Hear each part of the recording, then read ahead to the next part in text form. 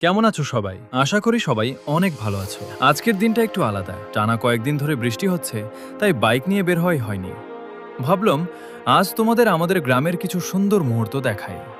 এই মুহূর্তে আমি বন্ধুর সাইকেলের পিছনে বসে গ্রামের রাস্তা দিয়ে যাচ্ছি।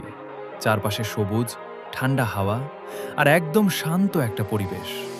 এমন আবহাওয়ায় গ্রামের সৌন্দর্য যেন আরও বেড়ে যায়। সামনে যে মাচাটা দেখছো, সন্ধ্যা হলেই এখানেই আমরা সবাই মিলে আড্ডা দিই। আর এটাই আমাদের স্কুল।